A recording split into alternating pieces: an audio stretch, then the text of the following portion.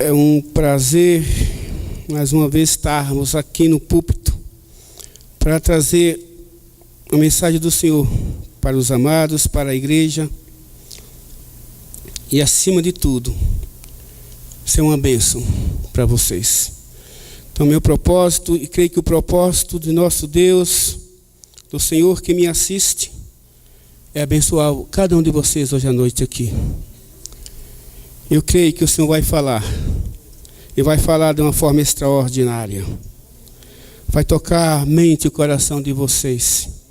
E a minha oração, queridos, é que o Senhor repreenda toda ação do inferno, que possa tirar essa bênção de vocês, que possa impedir que vocês saiam daqui alimentados, fortalecidos, renovados e libertos, cheios do Senhor, cheios da sua graça, cheio da sua compaixão e da sua misericórdia.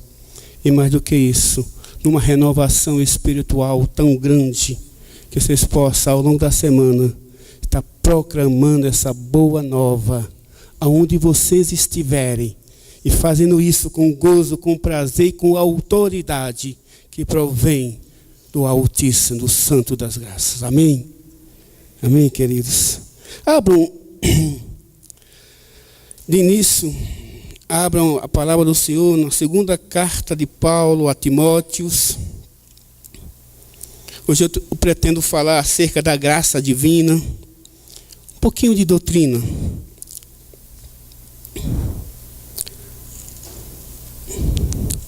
Segunda carta de Paulo a Timóteos. Deixem aberto no capítulo 3. E deixa a sua Bíblia ainda aberta, porque ao longo dessa nossa reflexão nós vamos também estar verificando outros textos que o Senhor vai estar nos trazendo. Então eu pretendo falar sobre a graça, amados. Primeiro, vou abordar dois aspectos dela. O primeiro diz respeito ao que a graça não é. E o segundo diz respeito ao que a graça... Mas tem um anjo me ligando, mas não dá para atender agora. E o segundo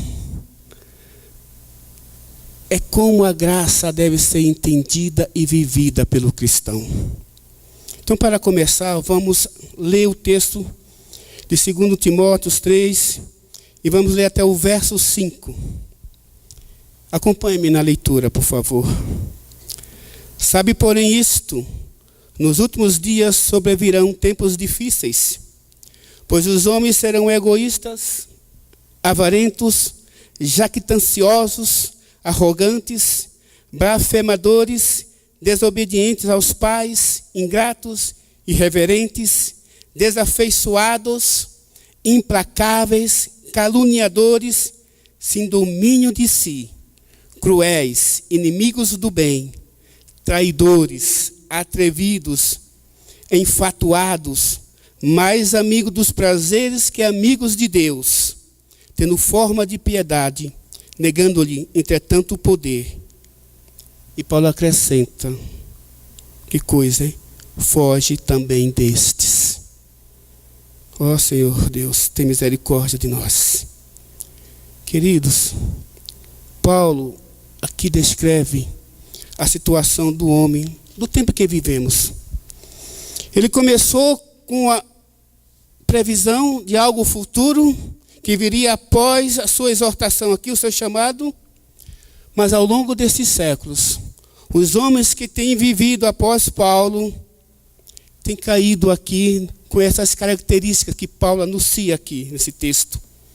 Homens egoístas, avarentos, jactanciosos, homens arrogantes, desafeiçoados, mas amigos dos prazeres do que amigos de Deus.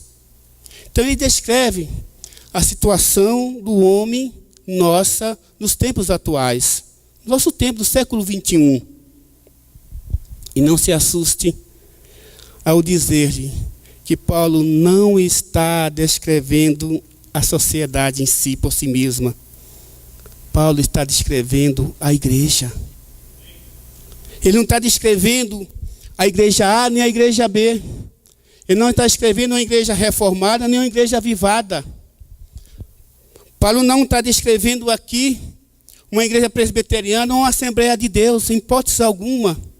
Paulo está descrevendo aqui a igreja do Senhor espalhada na face da terra.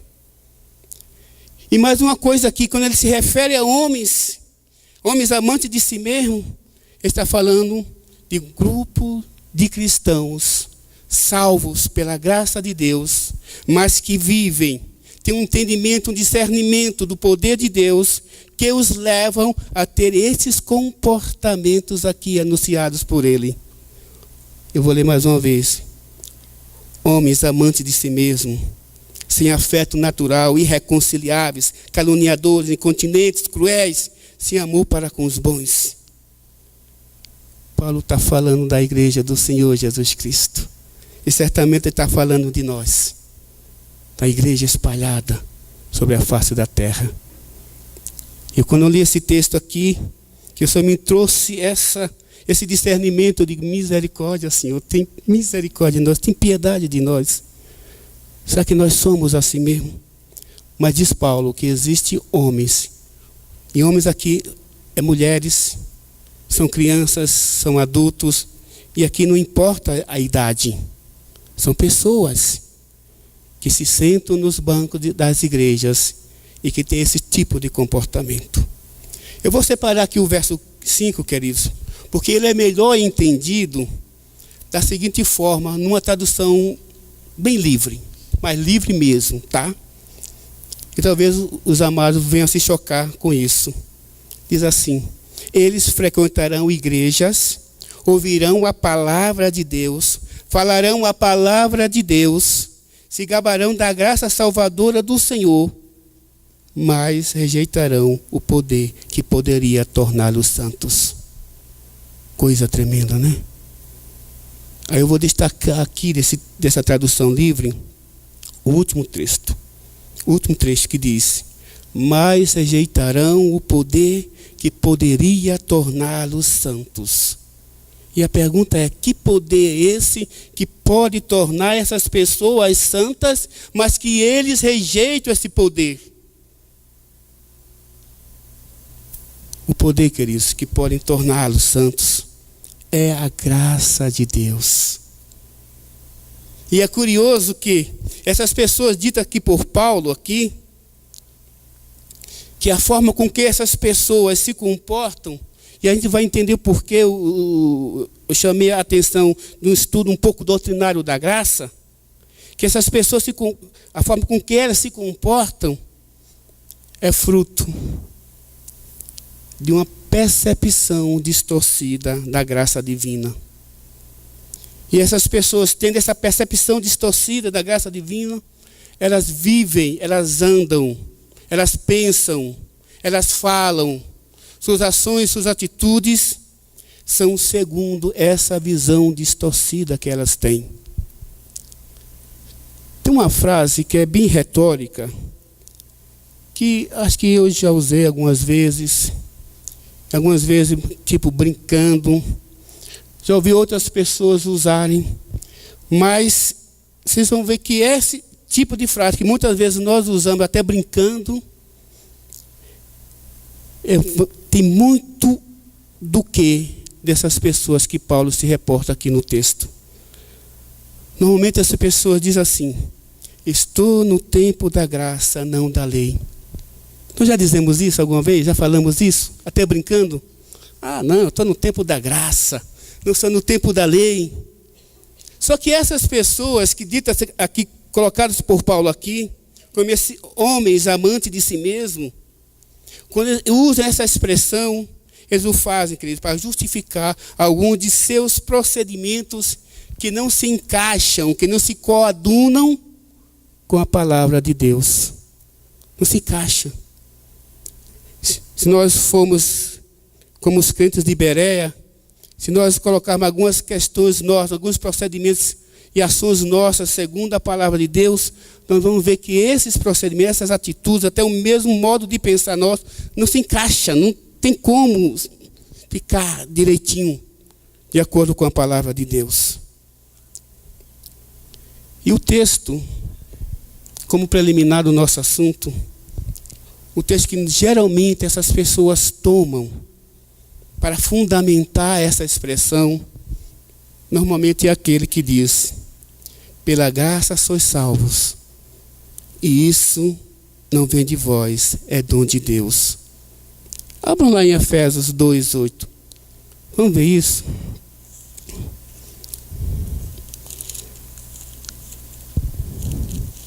Efésios 2:8. E esse texto, combinado com Efésios 2:5, fundamenta normalmente as nossas atitudes em determinados momentos, especialmente as atitudes dessas pessoas descritas por Paulo, que são cristãos, que vivem na igreja. Efésios 2:8 diz assim, acompanhe: porque pela graça sois salvos, mediante a fé, e isso não vem de vós, é dom de Deus. Que coisa fantástica, né? Coisa maravilhosa. Lá em Efésios 2:5, voltando, um texto, e diz assim: e estando nós mortos em nossos delitos, nos deu vida juntamente com Cristo. Aí Paulo conclui: pela graça sois salvos. Que coisa fantástica, coisa maravilhosa isso. Agora, uma coisa interessante e curiosa que Paulo nos coloca nesse texto, quando fala desses homens que são cristãos, que vivem na igreja, são pessoas, são um grupo de pessoas, dá para notar que essas pessoas a qual Paulo se reporta têm uma compreensão totalmente distorcida da graça divina e pauta o viver, o caminhar nessa visão distorcida. Então, queridos, isso aqui é como preliminar para que a gente possa, então, adentrar na questão da graça. Então, o que é a graça por si mesmo?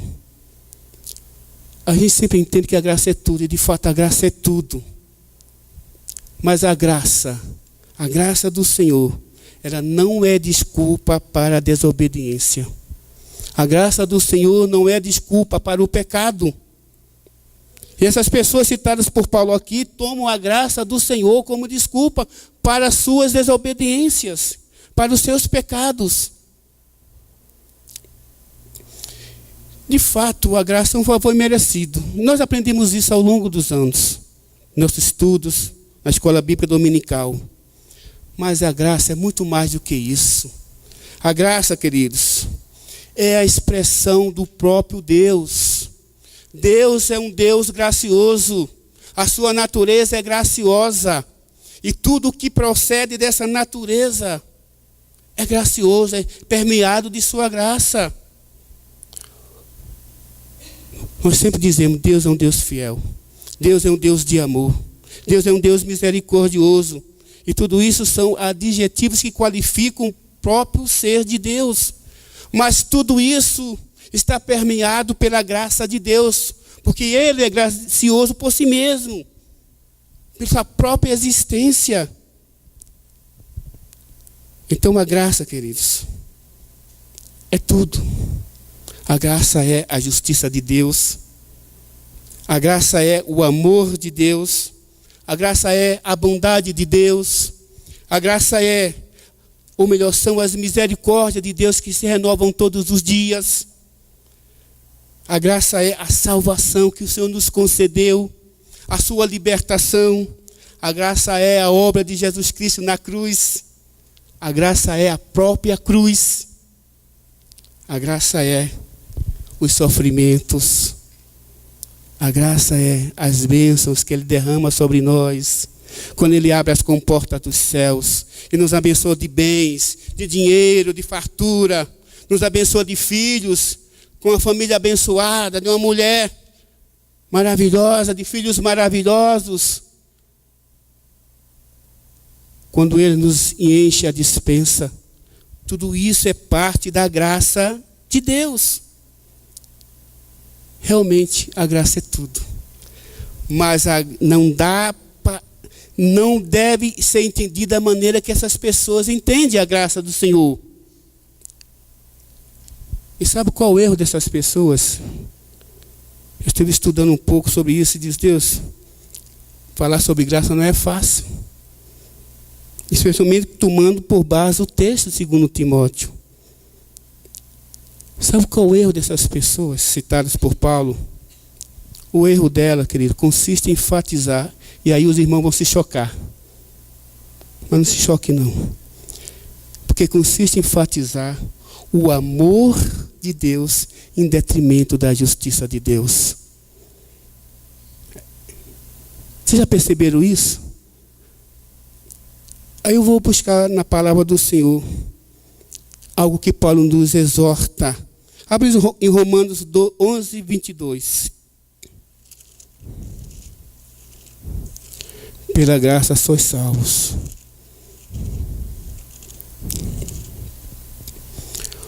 Romanos 11, 22 diz assim. É Paulo nos exortando.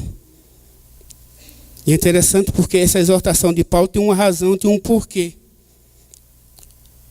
Romanos 11, 22, que diz: considerai, pois, a bondade e a severidade de Deus. Eu iria só até aí, mas para melhorar o nosso entendimento acerca do que Paulo está dizendo aqui, vamos continuar. Para com os que caíram, severidade. Mas para contigo a bondade de Deus, se nela permaneceres, de outra sorte também tu serás cortado. Sabe o que Paulo chama a atenção aqui nesse texto, queridos? Ele nos chama a atenção é que nós precisamos, para não incorrermos em erros e termos procedimentos, atitudes iguais às pessoas que ele citou aqui em 2 Timóteo 3, é que nós devemos dar à bondade de Deus e à severidade de Deus o mesmo peso, o mesmo tratamento. Sabe o que nós sempre fazemos? E isso talvez o nosso erro muitas vezes em relação à graça divina, é levar a bondade de Deus e colocar a sua justiça, a sua severidade lá embaixo. E Paulo diz não.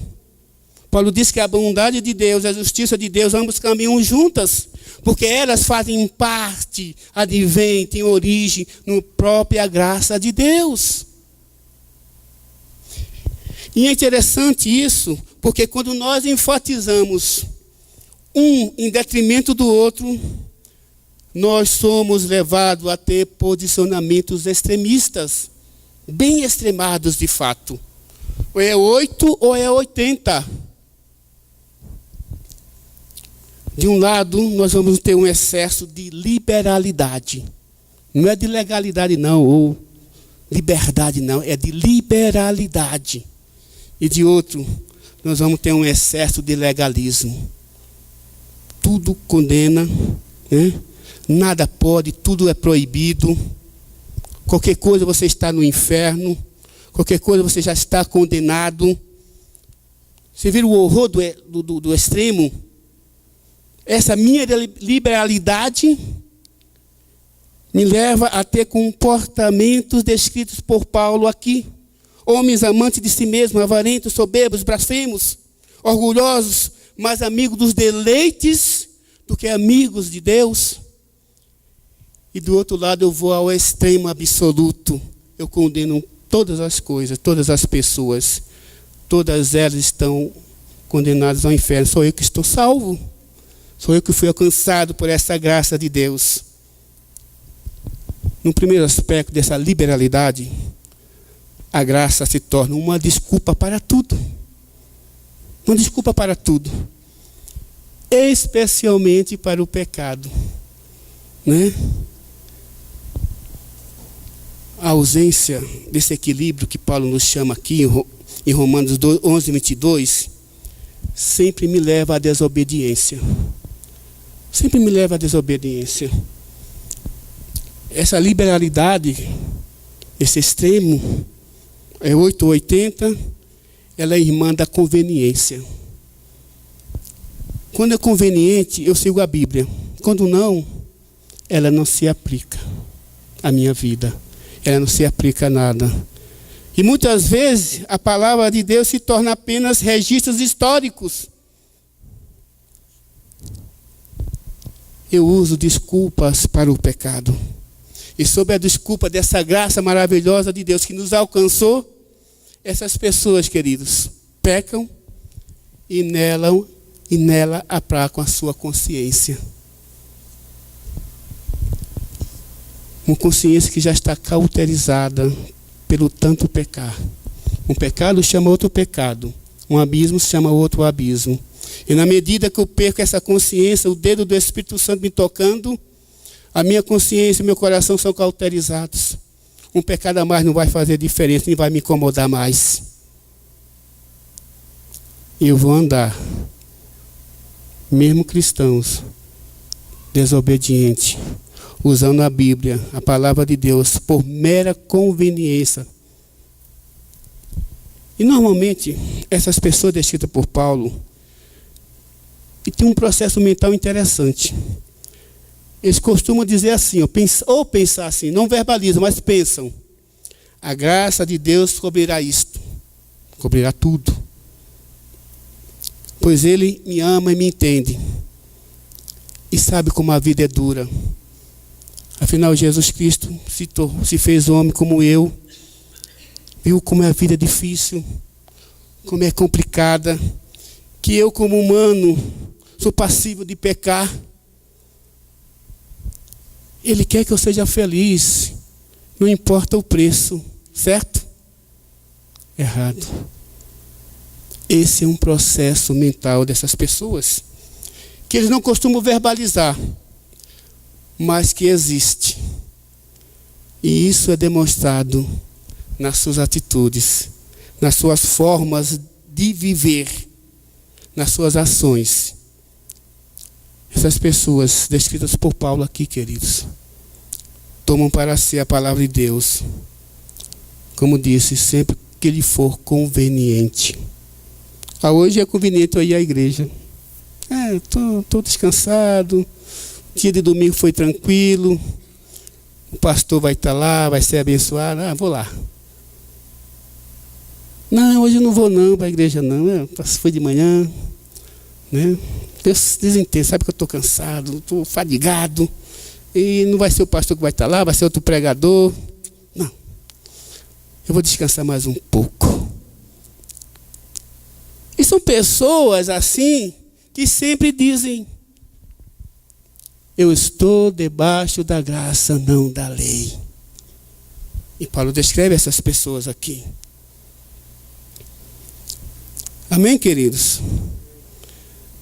Tem uma coisa interessante e curiosa. Enquanto eu meditava sobre esse texto aqui, algumas coisas vêm ao meu coração. E creio que foi o Espírito do Senhor quem me trouxe isso.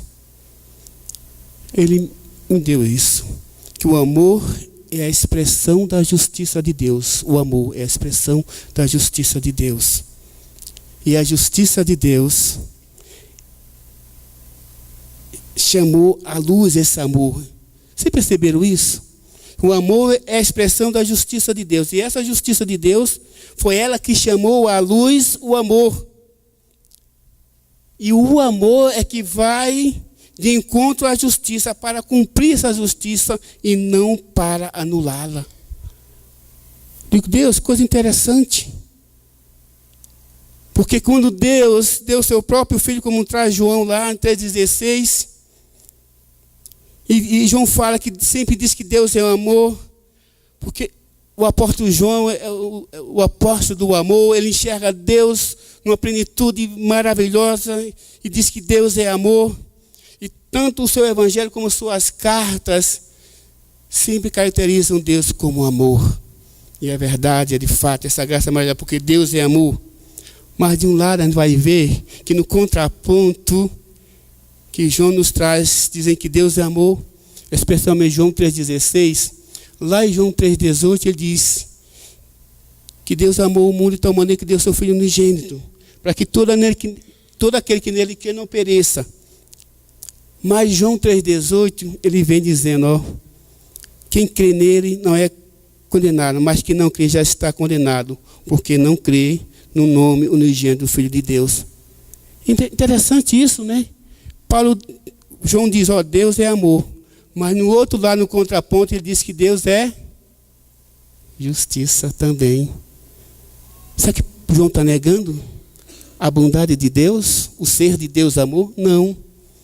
Ele está dizendo que a graça de Deus foi tanta ao amar esse homem, que pelo seu amor, para cumprimento de sua justiça, ele deu o seu filho, o seu Cordeiro Santo, para que ele fosse imolado e sobre ele fosse aplicado a nossa justiça, e essa justiça aplicada sobre ele fosse a nós imputado, para que nós pudéssemos, nesse amor e nessa justiça, herdar o reino de Deus, ter uma vida eterna.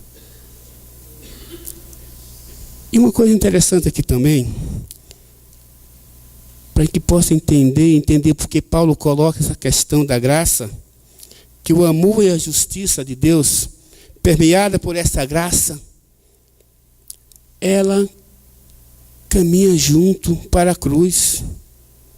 O amor e a justiça de Deus, permeada por essa graça, caminham junto para o Calvário, para a cruz.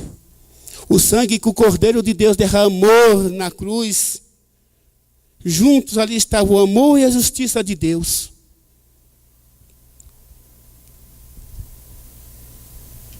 Interessante que quando Jesus morreu como Cordeiro de Deus, morreu como Cordeiro, mas quando ele ressuscitou, a sua ressurreição foi levada pelo amor e pela justiça. Ele morreu como Cordeiro, mas ressuscitou como Leão de Judá. E o que é o Leão de Judá? É a justiça de Deus. É a glória de Deus sendo feita, processada na vida do homem, imputada ao homem.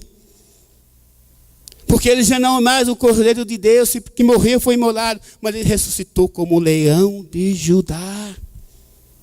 O que é que diz o Velho Testamento? Quando aponta para Jesus, que ele hoje é o Leão de Judá. O leão que se transforma em cordeiro, mas que se ressuscita como leão novamente, para a honra e glória do Senhor. Então, queridos, a graça não é desculpa para a desobediência. A graça não é desculpa para o pecado, conforme foram colocados por Paulo. Essas pessoas, em que ele diz que dias sobrevirão que esses homens serão pessoas infatuadas, que esses homens dentro da igreja terão essas características. Se a graça de Deus não é uma desculpa para o pecado, nem para a desobediência, queridos, a graça de Deus também não deve ser entendida como capacitação. Vocês perceberam isso? Você não pode usar a graça de Deus como desculpa para nada de errado. A graça de Deus deve ser tida e apreendida por nós como uma capacitação. Porque ela não apenas vai cobrir tudo.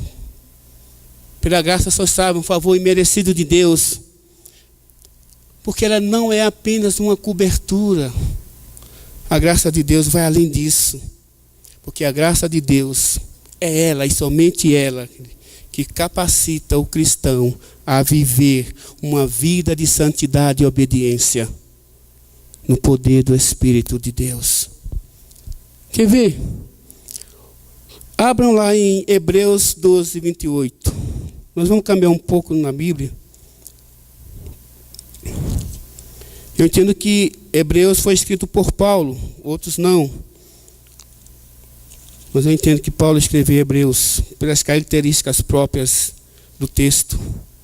Diz assim, eu vou ler aqui, Hebreus 12, 28.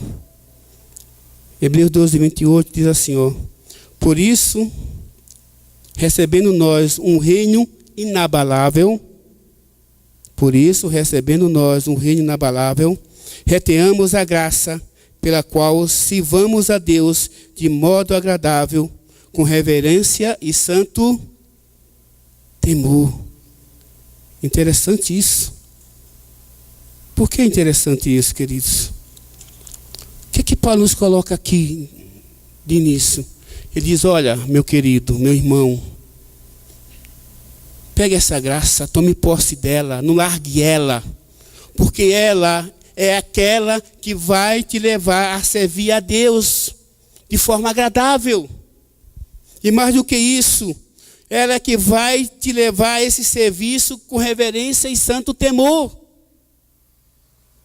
O que Paulo quer nos dizer aqui é que se essa graça que nos capacita, se essa capacitação vinda do alto, nós não vamos conseguir servir a Deus, não vamos conseguir andar em santidade, não vamos obedecer a sua palavra, nós estaremos perdidos. A graça descrita aqui por Paulo, queridos, é a força que capacita a mim e a você para servir a Deus de forma agradável.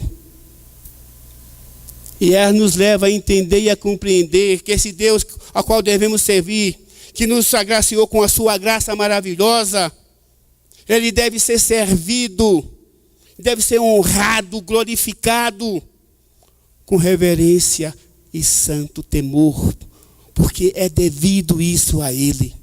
E nós só fazemos isso com essa reverência e santo temor, se ele também graciosamente nos conceder essa graça que nos capacita a ser assim e agir assim. Então a graça é uma capacitação. E nós temos desprezado essa graça. Esses homens aqui, em 2 Timóteo 3, de 1 a 5, que Paulo descreve aqui, desprezaram essa capacitação.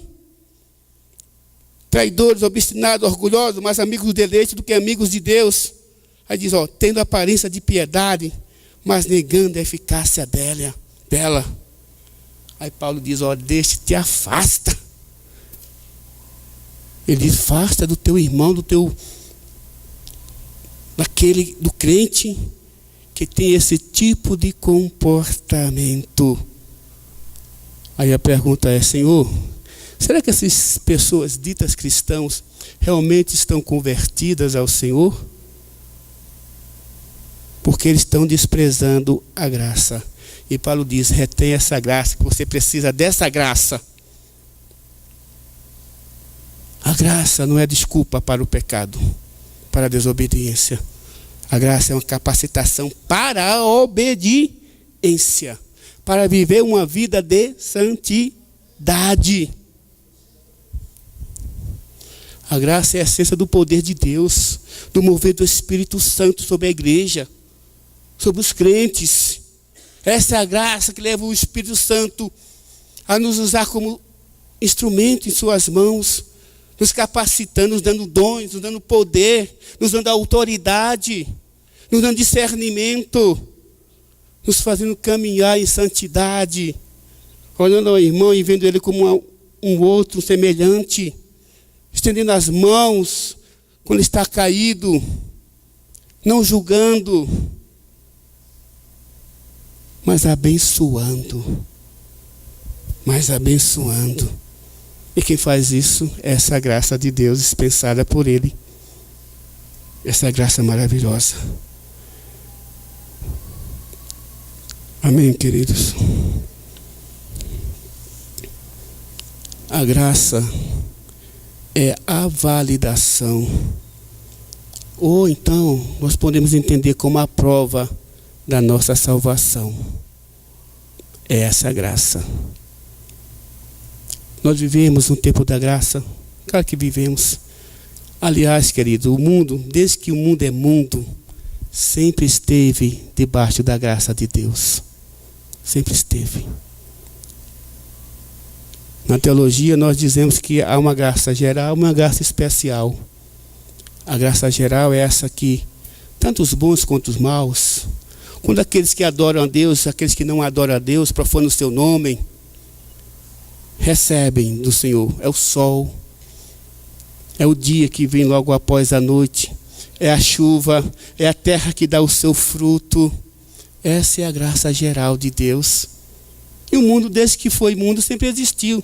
Até mesmo lá no início de Gênesis, quando o Espírito de Deus está sobre aquele mundo vazio, aquele caos, ali já habitava a graça de Deus, ali já existia a graça de Deus, porque Deus é o próprio a graça, que Ele é a própria graça.